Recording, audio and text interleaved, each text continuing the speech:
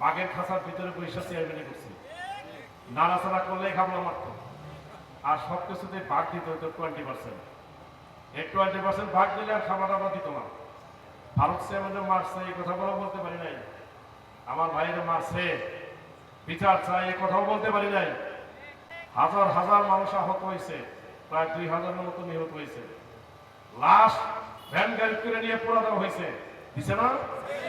একটা লাশ দেখলাম ট্যাঙ্কের উপরে নিয়ে যেতেছে, ছেলেটা বাঁচার কোনো চেষ্টা করতেছে, তাকে ফালাই দিব। এই ধরনের কাজে বাংলা জমিনে দিচ্ছে। যখন মাইক কেড়ে নিতে পারতো, যখন মাহফিলের বাধা দিতে পারতো, এই মাহফিল করা যাবে না, মাহফিলের অনুমতি লাগতো, এখন অনুমতি কে দিবে? এই বাংলাদেশে তোমরা যা করছো উল্টা হয়ে গেছে। এখন তোমরা কোনো মাহফিল করতে পারো না, তোমরা কোনো জনসভা করতে পারো না। জনসভা করতে গেলে এখন তো অনুমতি কেউ দেয় না, রাস্তায় দাঁড়াতে পারো না। গতকালকেই ছিল একটা দিন, সারা বাংলাদেশ আমার দখল হবে। আওয়ামী লীগ, যুবলীগ, ছাত্রলীগ, যত প্রকার লীগ আছে, ইবলিশ লীগ থেকে শুরু করে সব রাস্তায় দাঁড়াতে পারে, পারছে? ভাইয়েরা দল যে যেটাই করেন, মাসুদ ভাই জামাত ইসলামের রাজনীতি করেন, আমি বিএনপির রাজনীতি করি। এক জায়গায় সমস্যা শুধু আওয়ামী লীগ, তাছাড়া বাংলাদেশের অন্য কোনো দলের কোনো সমস্যা নেই, একমাত্র আওয়ামী লীগ। এই দেশ থেকে ইসলাম ধ্বংস করার জন্য, এই দেশের প্রতিবাদী মানুষের কণ্ঠ স্তব্ধ করার জন্য এই নব্য ফেরাউন হাসিনার নির্দেশে বাংলাদেশে শত শত আলেম ওলামাদের হত্যা করা হয়েছে, শত শত নেতাকর্মীদেরকে গুম করা হয়েছে। এটি শুধু একমাত্র হাসিনা দ্বারাই সম্ভব, অন্য কোনো নেতা নেত্রী এই ধরনের কোনো কাজ করে না। অথবা আসেন, নতুন করে রাষ্ট্রটাকে সংস্কার করার জন্য, নতুন করে রাষ্ট্রটাকে প্রতিষ্ঠিত করার জন্য একজন যোগ্য লোককে আপনারা নির্বাচিত করবেন। যে মানুষটিকে নির্বাচিত করলে এই দেশে কোনোদিন আলেম ওলামাদের এবং মাহফিল করতে কোনোদিন বাধা সৃষ্টি হবে না। আসেন, আপনারা সেই রকম একজন নেতৃত্ব আপনার সামনে নির্বাচিত করবেন। সেই নির্বাচিত করার ক্ষেত্রে যদি মনে করেন যে এখানে আমাদের মতো একজন লোক নির্বাচিত করলে ভালো হবে, করবেন। যদি মনে করেন XYZ অন্য কেউ আছে একজন ভালো মানুষ, আপনি তাকে নির্বাচিত করবেন, যাতে ইসলামের কোনো ক্ষতি না হয়, এই দেশের মানুষের কোনো ক্ষতি না হয়, হাসিনার মতো যেন নব্য ফেরাউন বাংলাদেশ আর দ্বিতীয়বার সৃষ্টি না হয়। ঘৃণা করি আমরা এই শাসন। এই কথা বলতেছি কেন? আজকে ওয়াজ মাহফিল, এখানে রাজনৈতিক কোনো বক্তব্য দেওয়ার কথা না, কিন্তু কেন বলতে হইল? এই দুঃশাসন তারা দীর্ঘ 16 বছর এই বাংলার জমিনে চালিয়েছেন। ইফতার পানি করবেন, আপনারা করতে পারবেন না। আপনি জিয়া রহমানের মৃত্যুবার্ষিকী পালন করবেন, করতে পারবেন না।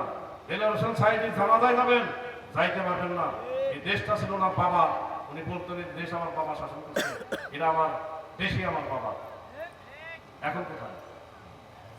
এত অহংকার, এত কিছু ভালো না। অথবা আমরা এই দেশের 95% মানুষ যদি মুসলমান, আমরা দাবি করি আমরা ওই সমস্ত নব্য ফেরাউনের যারা তাদের সাথে ছিল, যারা মাহফিল করতে বাধা দিচ্ছে এবং আমাদের এই দেশের 95% মুসলমানকে যারা অত্যাচার নির্যাতন করেছেন, আমরা তাদেরকে ঘৃণা করি। পাশাপাশি আমরা এটাও বলতে চাই যে আসেন, সমস্ত কিছু বাদ দিয়ে তওবা করে আমরা দেশটাকে ভালো করার জন্য আমরা এক কাতারে দাঁড়াই। ঠিক। সকলেই যারা মাইকের শব্দ শুনছেন, বাজার থেকে সকলে মাহফিলে আসবেন। অনেক কিছু কথা আছে যেটা রাজনৈতিক মঞ্চে বলবো, আজকে আর কথা বলার সময় না। যেটুকু বলছি, আমার গলায় যদি কোনো কষ্ট লেগে থাকে এবং ভুল থাকে আমি ক্ষমা চাই। শব্দ কথাটুকু বলার জন্য চেষ্টা করছি। 2 বার যখন চেয়ারম্যান ছিলাম আওয়ামী লীগের সময়, বাঘের খাঁচার ভিতরে বৈশা চেয়ারম্যানই করছি, নাড়াচাড়া করলে খাবলা মারত, আর সব কিছুতে ভাগ দিত হইতো 20%। এই 20% ভাগ দিলে আর খাবার আবার দিত না। এইগুলা গরিবের হক তারা খাইত। কথা বলতে পারি নাই। ভারত চেয়ারম্যানে মারছে এই কথা বলতে পারি নাই। আমার ভাইরা মারছে, বিচার চাই এই কথাও বলতে পারি নাই।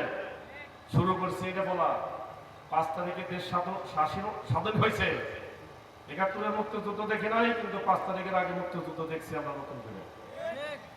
হাজার হাজার মানুষ আহত হয়েছে, প্রায় 2000-এর মতো নিহত হয়েছে।